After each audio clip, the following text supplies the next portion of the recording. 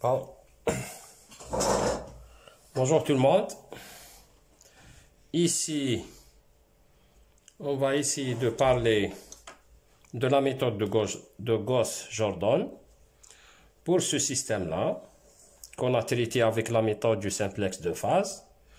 Donc, vous avez la fonction économique 4x1 plus 2x2 avec ces trois contraintes. Donc, je continue. Voici le système.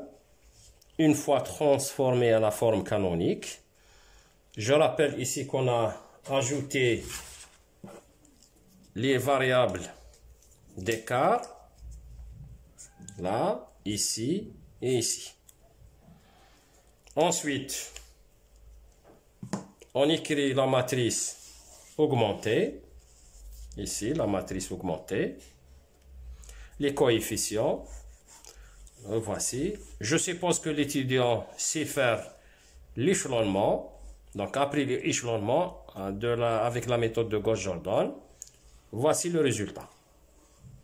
Donc, on réécrit le système. Ici, on écrit le système. Donc, une fois x1, une fois x5 égale à 3. La même chose ici, c'est une fois x2. Moins 1 demi de x4, moins 1 demi de x5 égale à 1 demi. Là. Maintenant, on écrit les xi, x1, x2, x3 en fonction des autres variables. Et là, on va écrire les conditions de positivité. Donc, la condition de positivité, c'est les xi positifs. Donc, on va écrire la première x1 qui est égal à 3 moins x5 positif, elle nous donne que x5 est plus petit que 3. La deuxième condition de positivité, donc c'est 1 demi de x4 plus 1 demi de x5 positif.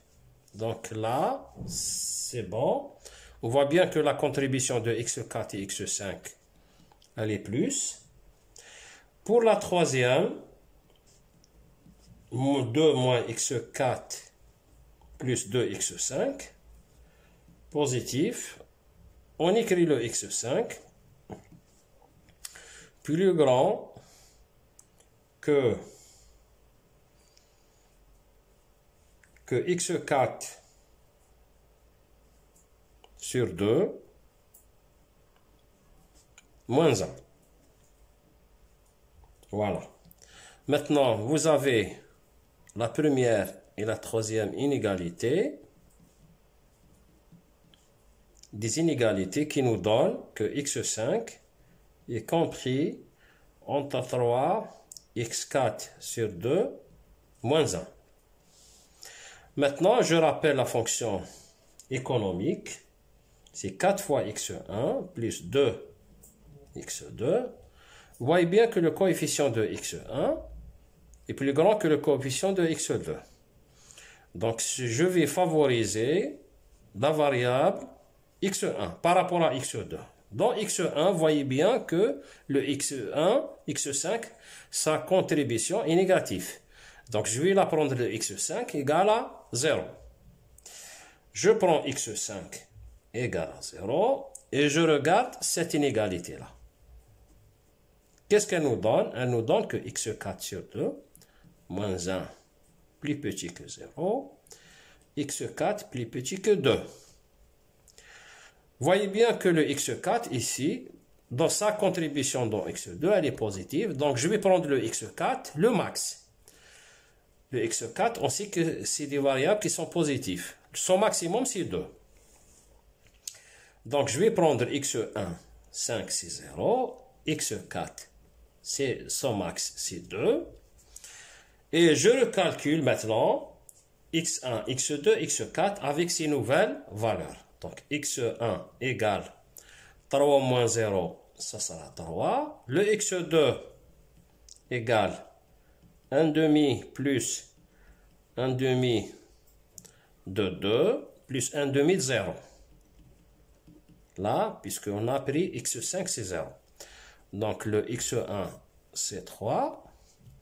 Et là, c'est 3 demi. Notre fonction économique Z, c'est 4 fois x1 plus 2 fois x2. Donc, ça sera 1,15. Donc, on retrouve bien le même résultat qu'avec la méthode de simplex de phase. Voilà.